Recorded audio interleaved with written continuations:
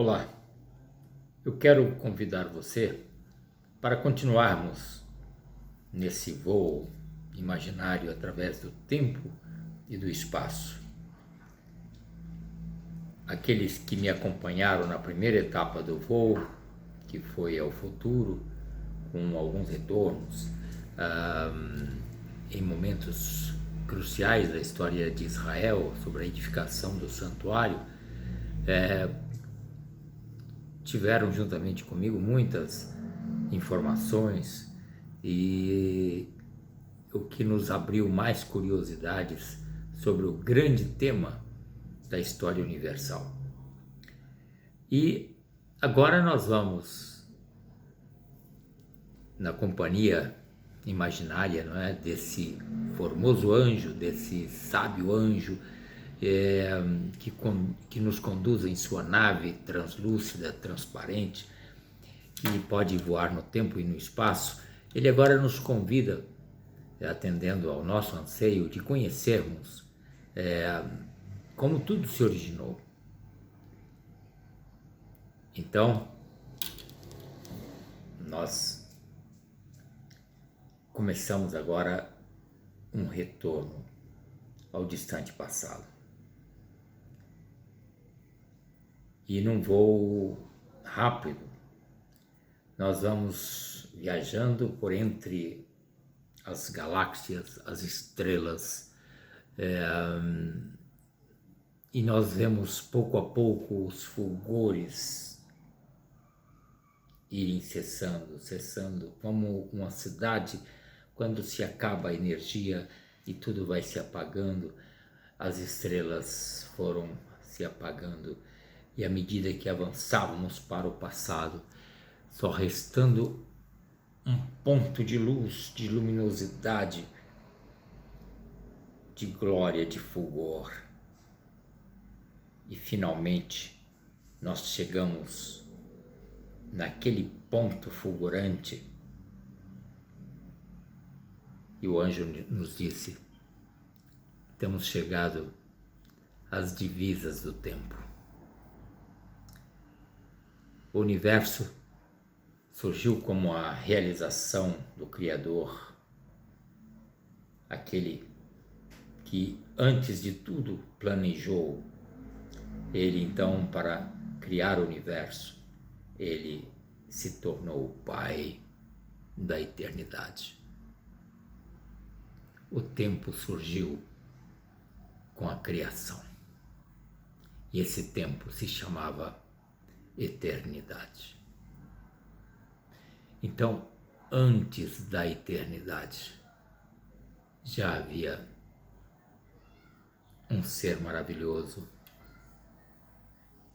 que a Bíblia o denomina no princípio Elohim.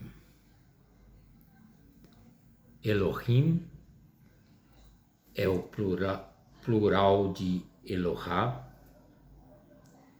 que seria como que deuses, mas não na essência de números, porque Elohim está falando de uma plenitude, de um ser maravilhoso, que ele é perfeito, ele é completo, ele poderia viver como vivera antes da eternidade, existira por si, sem depender da criação do universo, para ser feliz, porque ele era completo em si mesmo. Como um casal que é feliz, mas chega um momento que eles, vivendo naquele amor, eles decidem compartilhar a sua vida, o seu amor com filhos. E aí nasce o primeiro filho. O mesmo aconteceu com o Criador. E também, assim como um casal que está esperando pelo seu primeiro filho ou filha, eles compram o enxoval, o bercinho, consegue o quartinho da criança e já prepara tudo em enxoval. Também o Criador, com muito carinho, ele planejou. E agora nessa jornada estamos prestes a contemplar. Porque o que deparamos quando chegamos na divisa do tempo, para além dessas divisas, o que existe aos olhos materiais, aqueles olhos, os nossos olhos que contemplam, que buscam algum fulgor, não havia, porque Deus é invisível. Ele vivia por si, em si. Elohim. E o anjo nos disse, antes que houvesse uma estrela brilhar, antes que se ouvisse anjos a cantar, já havia um céu, o lar de Elohim. E agora, para nossa surpresa, surge diante de nós um fulgor, e tivemos consciência de estarmos na presença de Elohim. Elohim, que mais tarde seria compreendido como o único Deus e que depois haveria de ser compreendido na sua plenitude, não em números, mas no cristianismo como o Pai, o Filho e o Espírito Santo. Não se via uma trindade naquele princípio.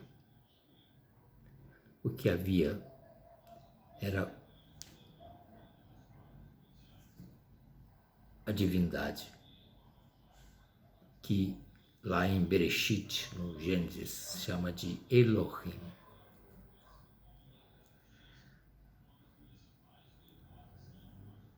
Então nós ficamos olhando para aquele fulgor e daquela glória emergiu um ser majestoso.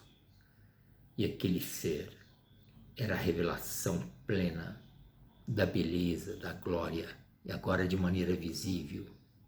E ele na forma que para nós era a mesma forma humana. E ali estava aquele ser majestoso.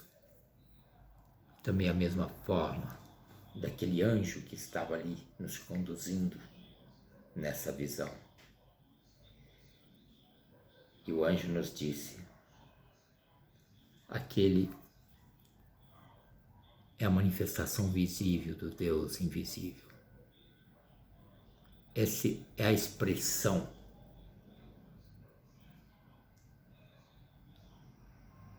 completa do Criador. Como haveria de criar um universo visível, ele se manifestou visível. Então, a primeira coisa que vimos ele fazer, ele criar em meio ao vazio do nada, foi o Monte Sião, representando e simbolizando o fundamento do seu reino, o seu trono. Sião, representando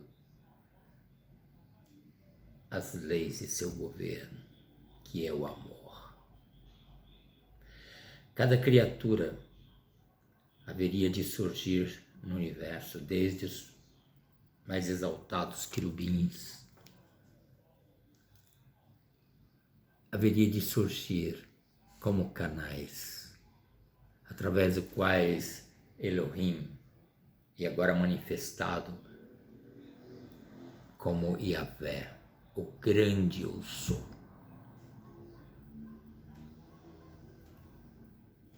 a revelação visível do Deus invisível. Então, ele, como a fonte de toda a vida, de toda a sabedoria, de toda virtude, todo amor, ele haveria de criar criaturas como canais.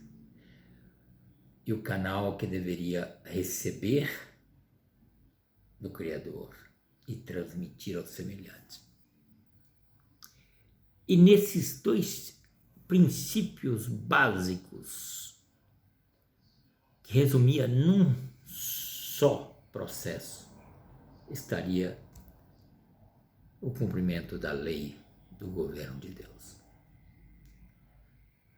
Através de um relacionamento de ligação, como um ramo ligado a um caule, a um tronco, ele recebe a seiva e transmite aos frutos. Cada criatura deveria estar recebendo do Criador e transmitindo aos outros. E nisso estaria o seu desempenho natural e também a sua alegria. Cada criatura haveria de nascer no reino de Deus como um canal perfeito.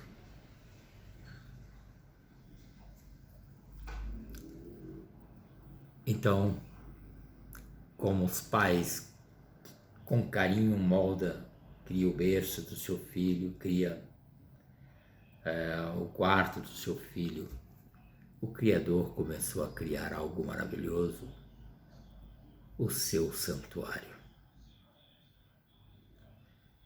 a Jerusalém celestial. E surgiu diante de nossos olhos a capital do universo. Foi o fundamento do seu reino, a capital do universo. O Jardim do Éden, o rio, as mansões angelicais.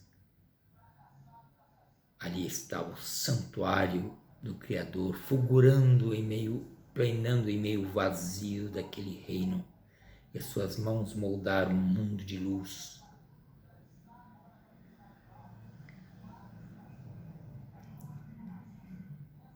E eram os primeiros passos. Não havia ainda nenhuma criatura racional.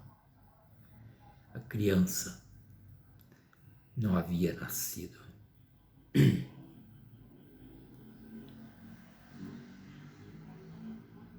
O Criador então moldou em luz o primogênito dos anjos.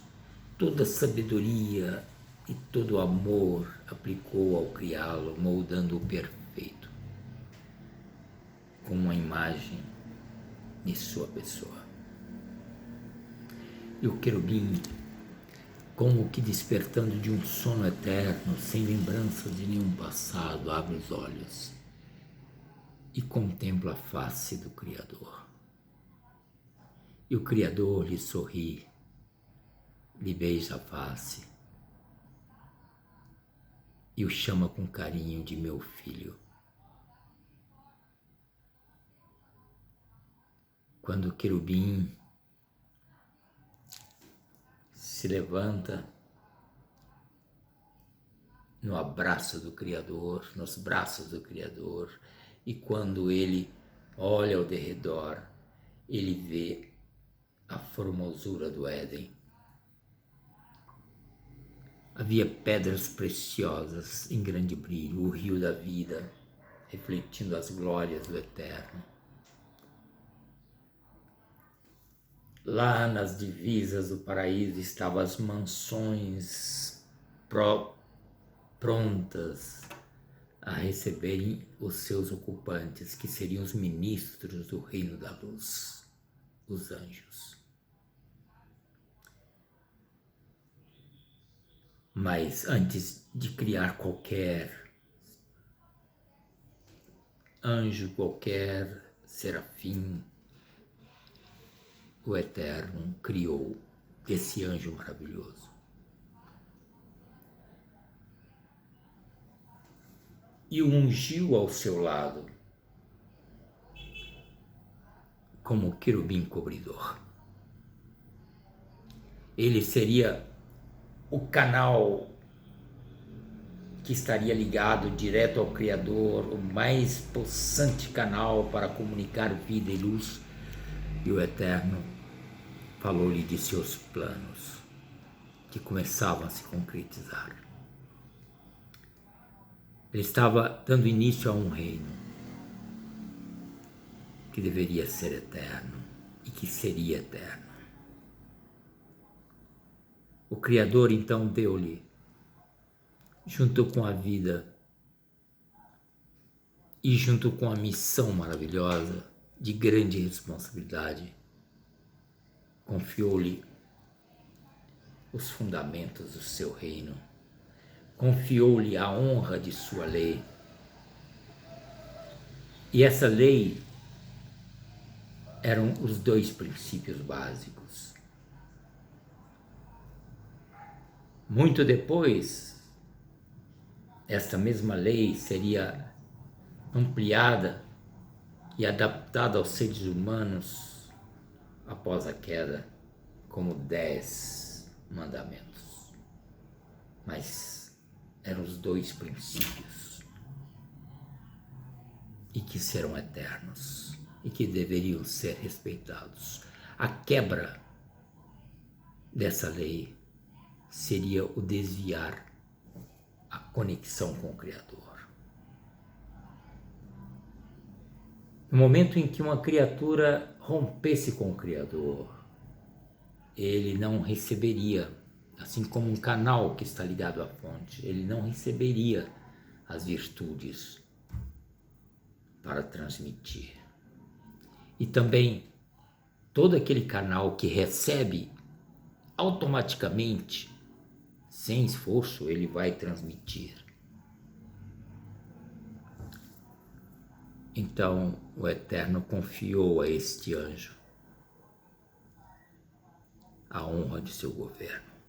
Ele deveria aprender com o Criador e tornar conhecido para todo o universo, para os anjos que haveriam de ser criados,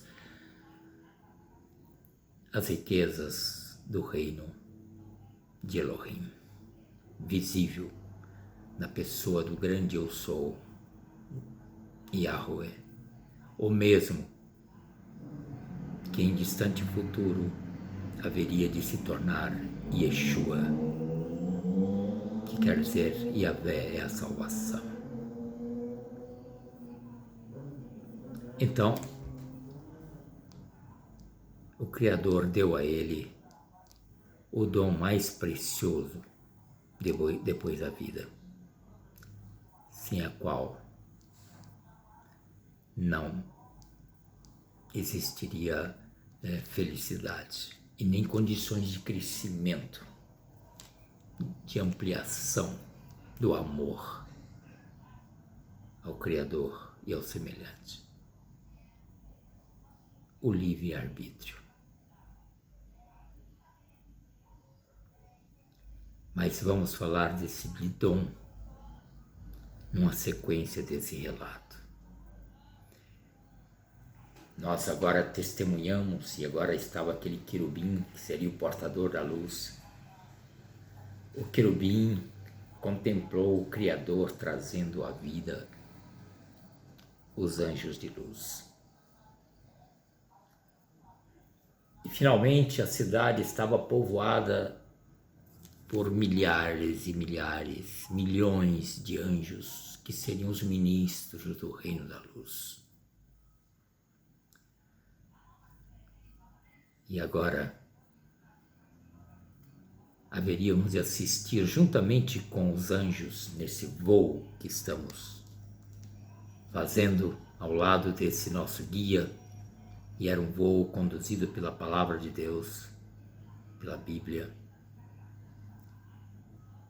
Ele nos mostrou então um grande momento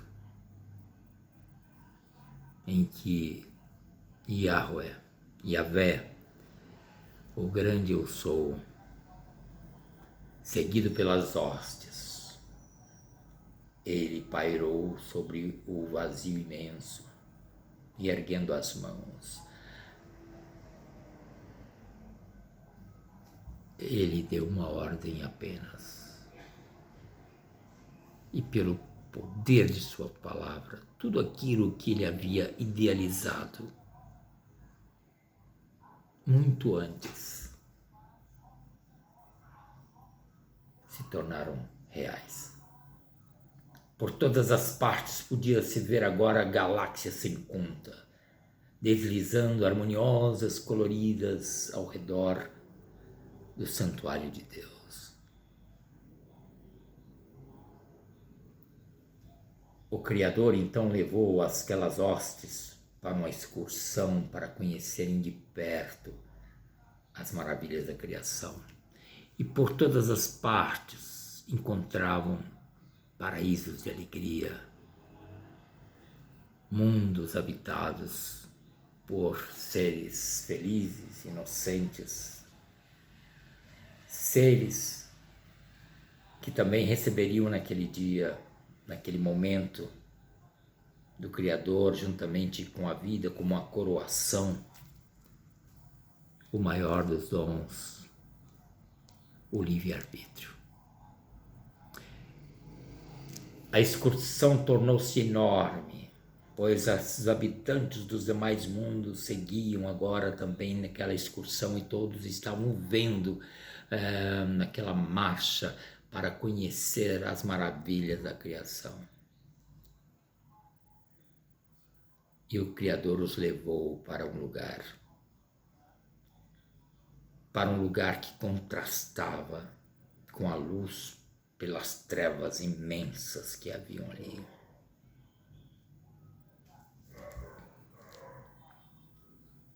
O anjo repetiu para nós a primeira passagem do Gênesis, o Bereshit em hebraico, no princípio. No princípio criou Deus os céus, é toda aquela maravilha que estamos vendo, e criou também a terra. Só que a terra, ele a deixou sem forma e vazia, e deixou oculta naquele abismo. E como uma surpresa, como um presente, o Espírito Santo de Deus estava ali, planando sobre aquele abismo. E do trono do Eterno jorrava o rio da vida, representando que a vida unicamente vem do Criador. E agora ali oculto estava o segredo e a grande prova, porque havia um planeta inacabado dentro daquele abismo, coberto de águas, e o Espírito de Deus pairava sobre a face das águas. Só que os querubins, o grande querubim que acompanhava de perto o Criador e que transmitia tudo aquilo que ele revelava sobre os mistérios, as riquezas do reino da luz, ele percebeu que o Criador se silenciou diante daquele abismo.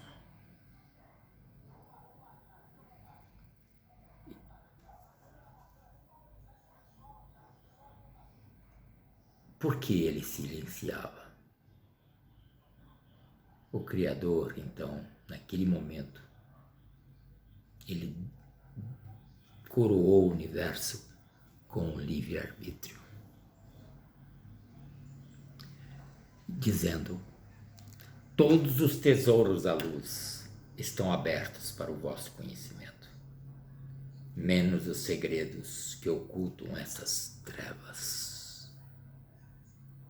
Vocês podem conhecer de tudo, menos as trevas, menos entender esse mistério.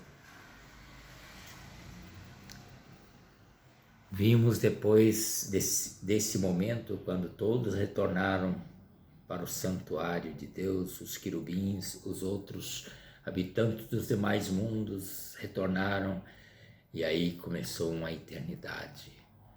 Tempos infindos, quando o universo, como uma gloriosa orquestra, ela, sob a regência do Criador e do grande Spala, que era o querubim cobridor, ele era o aferidor das medidas da harmonia. Quando um anjo, uma criatura queria saber como adorar ao Criador de maneira exemplar, o exemplo, o modelo era o querubim cobridor. Ele era perfeito em formosura, perfeito em caráter. E ele começou a verter os tesouros da luz. E o universo foi absorvendo toda aquela os tesouros do amor do Criador. E o Criador não cessava como uma fonte infinita.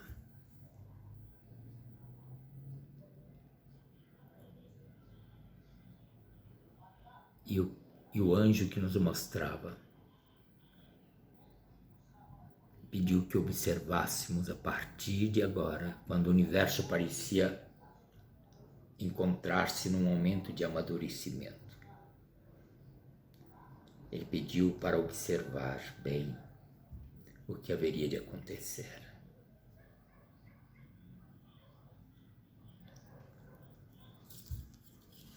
Sem o livre-arbítrio, nenhuma criatura racional pode se colocar e pode ficar do lado do Criador. O livre-arbítrio também era um risco, porque a qualquer momento, quando uma criatura, um anjo, preferisse romper com o Criador, ele era livre. E isso poderia acontecer com qualquer criatura, qualquer habitante de qualquer planeta.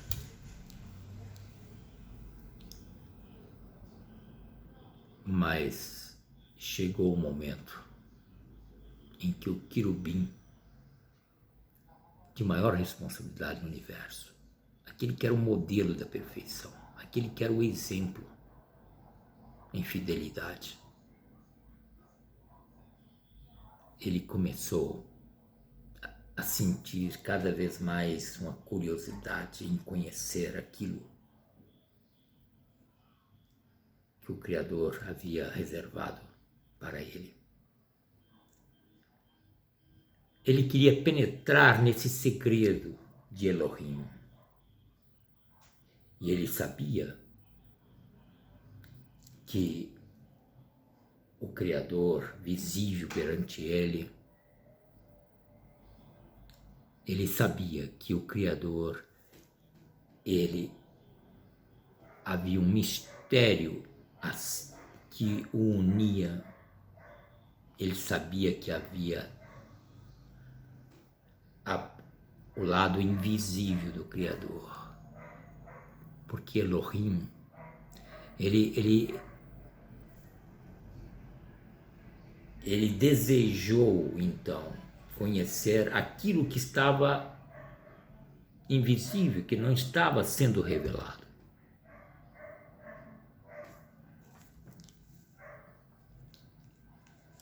Ele não tinha a revelação de que lá, no meio daquele abismo, ele não tinha um conhecimento de que lá havia que o Criador estava pessoalmente lá na pessoa do Espírito Santo, como uma prova e ao mesmo tempo como um presente, um tesouro oculto. que somente poderia ser alcançado mediante a obediência. Se ele seguisse firme do lado do Criador, chegaria o momento que ele ficaria conhecendo.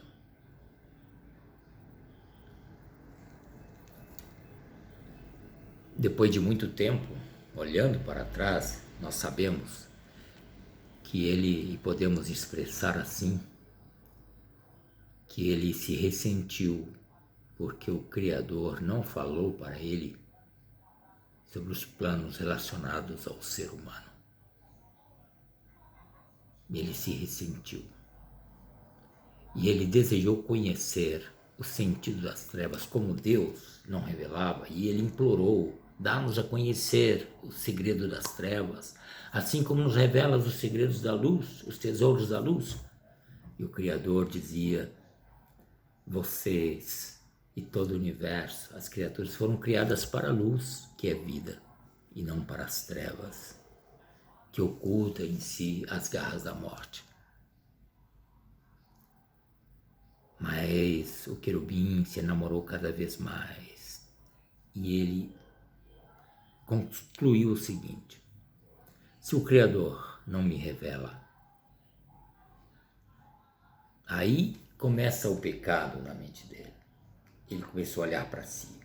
Se ele não me revela, eu sou capaz de encontrar resposta. Eu vou descobrir esse mistério que ele não revela. E com isso, como canal, ele deixava de ser perfeito. Ele deixava de se conectar ao Criador, que era aceitando e também se contentando só com as coisas, as riquezas que vinham do conhecimento do Criador e a seu tempo. É como um pai, como uma mãe.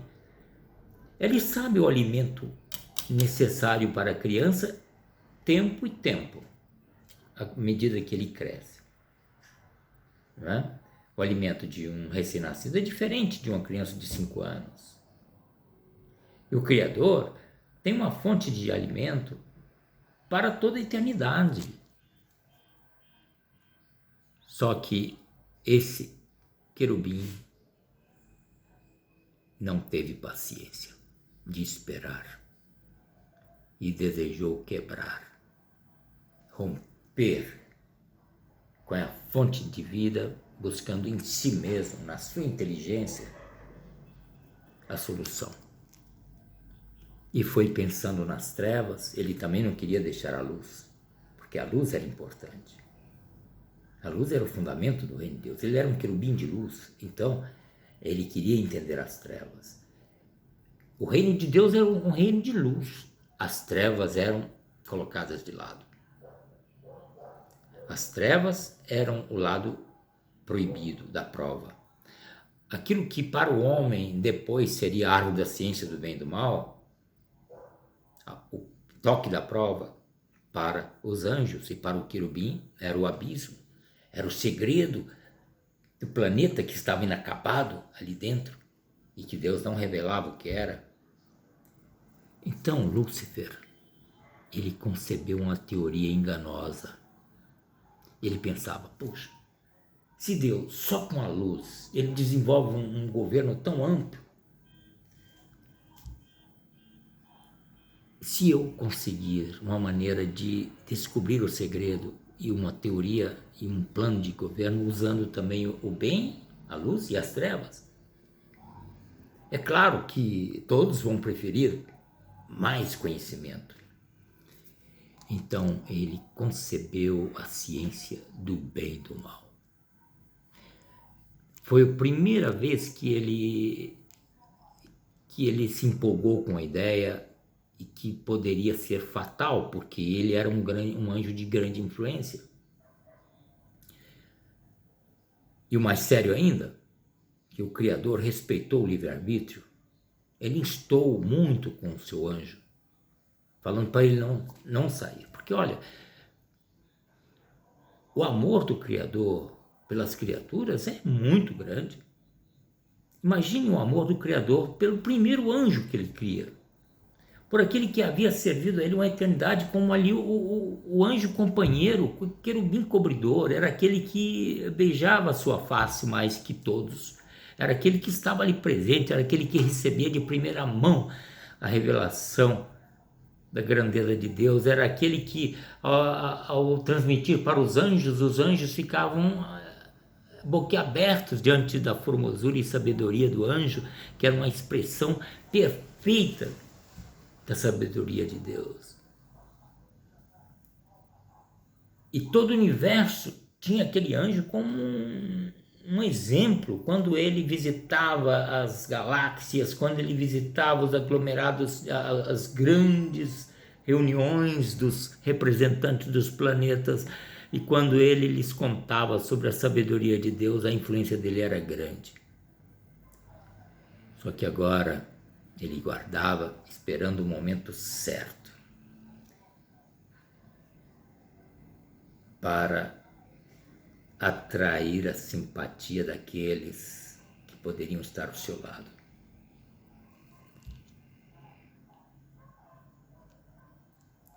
E esse querubim,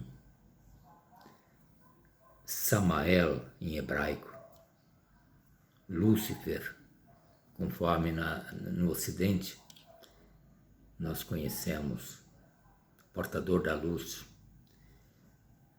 ele esperou o momento certo e começou a exaltar o governo de Deus, a luz, como ele sempre fazia, mas ele dizia: olha, o Criador deixou esse abismo como um desafio para que nós pudéssemos desvendá-lo.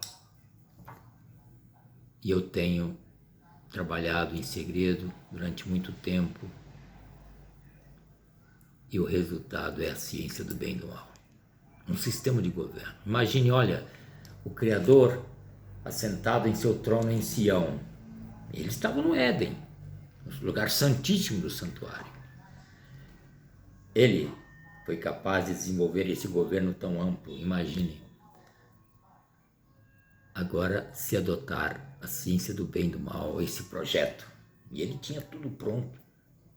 E um poder lógico, de lógica, de convencimento tão grande, que ele... Os querubins estavam agora, serafins, aqueles anjos maravilhosos, ministros do governo de luz, ficaram empolgados. E, num instante, estava todo o universo, os seres pensantes do universo estavam agora sendo provados pela ciência do bem e do mal. E o Criador permitiu, justamente por ele ser amor. O amor respeita. E Deus sofria. Ele já previa a derrota. Aquilo representaria um desligamento da fonte da vida. E Lúcifer já não olhava mais com serenidade. Ele olhava como que olhando como alguém superior. Ele cobiçava agora o lugar do trono de Deus. Ele só revela a luz. Eu tenho a luz e as trevas para dar. E ele dizia em seu coração: eu subirei, eu exaltarei o meu trono no monte da congregação, me assentarei do lado do norte. E era o Monte Sião que estava ali. O Criador esperou, sofrendo, até que amadurecesse. Aí chegou o momento que ele convocou todos os seres racionais, os anjos, todos, os ministros do seu reino. E havia muita dissensão, havia muitos que estavam sofrendo com o Criador. Então o Criador se levantou de Sião e disse: vocês são livres para escolher. Vocês me conhecem, vocês já estão comigo há tanto tempo, conhecem. e sabem que eu, de minha parte, eu não revelei nada sobre o abismo. Isso é um segredo que eu ocultei por amor, para que vocês tivessem a liberdade, para me servirem com amor. E agora vocês têm o direito, aqueles que me amam, aqueles que reconhecem a mim como fonte de vida, aqueles que quiserem continuar cumprindo o meu mandamento, sendo canal, recebendo de mim pela adoração e compartilhando com os outros, como canais perfeitos podem. Mas se vocês quiserem também quebrar essa aliança comigo e se colocar do lado de Lúcifer, do querubim, que está levantando agora o seu projeto de governo e que rompeu em seu coração comigo, podem também. Então era um momento decisivo. Todo o universo estava sacudindo. Então Lúcifer, cheio de si, ele viu muitos. A Bíblia fala no Apocalipse que 1/3 das estrelas do céu ele arrastou consigo. Só que, pela influência dele, ele deixou os demais que ficaram com o Criador, muitos que permaneceram com o Criador, eles queriam um esclarecimento daquilo. Por quê? Ele agora, com todos aqueles que estavam do lado dele, ele queria pôr à prova, queria demonstrar perante o universo a eficácia da ciência do bem e do mal. Só que para fazê-lo, ele precisava de quê? Ele precisava da coroa, ele precisava do trono. Deus teria de sair do seu trono, entregando a ele para ele permitir. E isso o Criador não fez. Naquele momento de prova, não fez. Justamente quando o Criador não entrega a Lúcifer o seu trono, e aqui, para ele demonstrar a eficácia da ciência do bem e do mal, ele dizia, olha, se vocês verem que é melhor, então vamos prosseguir. O universo é livre para escolher. E ele se sentia ao máximo. Ele já não era mais humilde. Ele era o anjo mais perfeito em humildade, em amor. Ele era uma simpatia. Nunca se imaginou em nenhuma parte do universo que aquele anjo haveria de se levantar contra o Criador, contra o seu governo, e agora estava ali. Ele dizia que tinha a resposta sobre as trevas, aquilo que não estava revelado, e era a ciência do bem e do mal. No reino dele, ele dizia, não haverá segredos, tudo será patenteado. E aí aconteceu algo. O fato do Criador não entregar o trono deu a ele margem para acusá-lo de tirano, de egoísta. Se não entrega o trono, e ele não fazia por amor, porque é a fonte da vida. Até os anjos caídos e Lúcifer, todos eles dependem do Criador até hoje para terem vida. E o Criador os mantém até o dia em que ele vai ser entronizado. Então, ele simplesmente vai cortar o fio da misericórdia que os torna vivos até hoje, mas só depois de esclarecer todas as acusações. Então o que aconteceu? Acusações. E as acusações cresceram de tal maneira, e Lúcifer colocou de tal forma aquelas acusações contra o Criador de maneira tão lógica, e dava a impressão que o que ele queria fazer era algo bom para ajudar o universo. Veja que a ciência do bem e do mal, ele usava o bem. Então ele demonstrou que se Deus não entregasse o trono, ele estava simplesmente provando aquilo que ele dizia que Deus era, egoísta, tirano. Porque Deus havia se coroado a princípio, porque ele criou o universo, criou o santuário, criou o jardim do Éden, criou tudo, e ele estava ali como o Criador, o Rei. E todos não conheciam ainda o caráter que seria revelado do Criador, o caráter de que no reino do Criador o maior serve ao menor. O reino que Lúcifer queria implantar era o reino do egoísmo, do orgulho. Ele queria se exaltar acima do Criador. E aí aconteceu que, como as acusações foram aumentando, e chegou ao ponto que Deus ou entregaria o trono, ou senão a situação ficaria intolerável. O universo todo, considerando as acusações, e o Criador tinha uma resposta. O anjo nos disse, nos mostrou novamente o Gênesis, quanta coisa havia acontecido naquele inteirinho.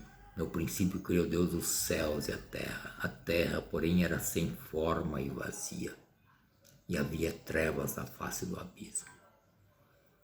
E agora chegou o momento do verso 2, e disse Deus, haja luz. E como foi isso? Nós que estávamos fazendo essa viagem no tempo e espaço, através da nave translúcida, fomos e testemunhávamos essas coisas, vimos quando o Criador, Yahvé, o grande Eu Sou, a revelação visível do Deus invisível, aquele que ele, como um exemplo para a criação, para todos os seres, ele também falava com alguém, ele orava para alguém, ele servia alguém num exemplo maior, e esse alguém era o Pai, ele chamava de Pai.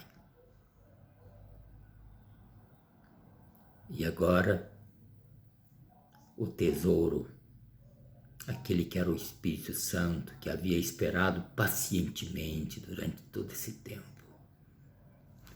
na escuridade das águas, como o Espírito Santo, e o Espírito de Deus pairava sobre a face das águas. Ali estava o fundamento oculto do reino do Criador. Então, Yahweh, o Deus visível, representação de Elohim plena, aquele que pela sua palavra havia criado os céus e a terra e todas as coisas, havia moldado com as suas mãos o querubim que havia se levantado contra ele. Agora ele se dirige àquele abismo. E no mesmo lugar, agora todos acompanhavam para ver, porque ele abandonou Sião, ele deixou ali o seu manto real, a sua coroa sobre o trono em Sião. E ele agora se dirige a esse abismo. E todos olham para ver, e agora, será que Lúcifer vai ocupar o reino? Parecia que sim, porque ele deixou o trono vazio justamente no momento de acusações supremas. E Lúcifer pensava, eu vou reinar agora. Ele abandonou, ele só queria ver agora onde que ele ia parar, para onde ia o Criador. A revelação visível do Deus invisível. Então, como em distante passado, ele ergue as mãos, depois de fitar aquelas trevas, e aquelas trevas, desde que ele a criara, ele já havia visualizado naquelas trevas o que tantas criaturas haveriam de fazer com o livre-arbítrio, o maior dom juntamente com a vida. E ele disse, haja luz. E quando ele disse, haja luz, a luz de sua presença, de sua pessoa, irrompeu sobre o abismo e revelou aos olhos das hostes angelicais e mesmo de Lúcifer e aqueles que o acompanhavam, revelou um mundo coberto por águas que refletia a glória do Eterno.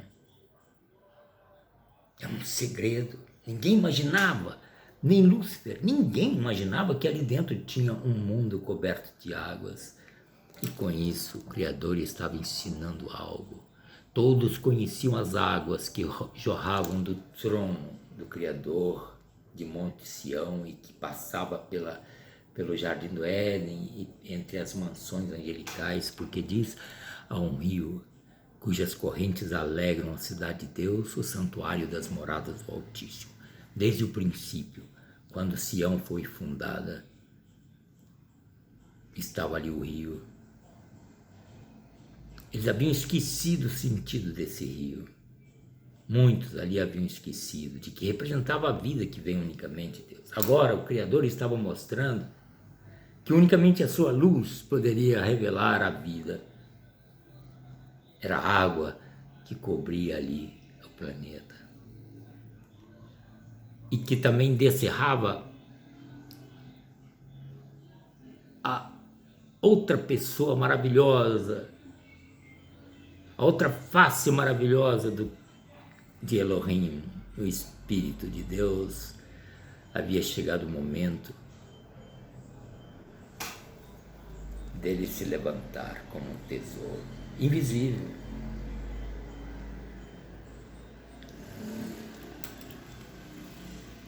E agora começa o processo da criação, representando diante das hostes ali uma batalha entre luz e trevas.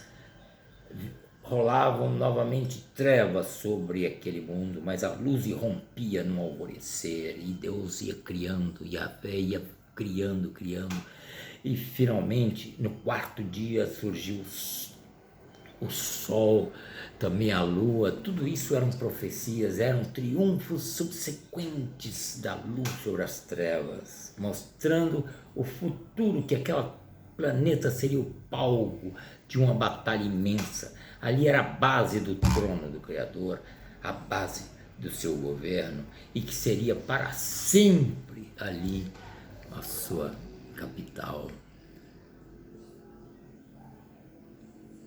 E finalmente, quando a Terra estava se revelando como um paraíso, bosques, aí todos olharam e ficaram surpresos. E mesmo Lúcifer e suas hostes ficaram surpresas ao reconhecer sobre a Terra, sobre aquele mundo, o Jardim do Éden, o Monte Sião. O Criador havia removido, transferido o Jardim do Éden, o santuário dele havia continuado no céu, a cidade, só que o lugar do Santíssimo havia sido transferido para a terra. Estava agora sobre a terra, o paraíso, e Lúcifer pensou, poxa, não há melhor lugar para reinar. Não, porque foi fitando essas trevas que eu criei a ciência do bem e do mal. E olha como que as trevas e a luz estão combinadas nesse planeta. E aí vinha a noite e o dia, quando Deus agia. E Lúcifer, empolgado, pensando, ele está criando um lugar ideal para eu reinar. Só que quando chegou no sexto dia, aquele que havia sido acusado de tirano, de egoísta, por não abrir mão do seu governo, ele baixou ao paraíso, a Sião. Ali estava o manto a sua coroa, ali estava o manto real que ele havia deixado. Só que aí veio uma grande surpresa, que representou um alívio, uma alegria para aqueles que amavam o Criador, os 2/3 que haviam, sob prova imensa, permanecido com ele. Ele moldou um ser à sua imagem e semelhança. E depois de moldá-lo, ele moldou com o próprio material de Sião. Ele tornou o homem um cetro. E ele comunicou-lhe o fôlego de vida, a vida. O Espírito de Deus então penetrou no ser humano. E quem era o Espírito de Deus? Era aquele que pairava sobre as águas. Agora estava ali o Espírito de Deus movendo aquele ser. E o Criador havia reservado aquela surpresa. Criou então a mulher também da costela de Adão, e os dois ali estavam refletindo em sua união a imagem do Criador. Então, no Shabat, no sábado. Aconteceu algo que todos já estavam imaginando que haveria de acontecer. O Criador colocou a coroa que lhe pertencia e que havia sido cobiçada por Lúcifer, colocou na cabeça de Adão. E Eva, os dois. O homem, Adão e Eva, os dois eram um, assim como Elohim, um.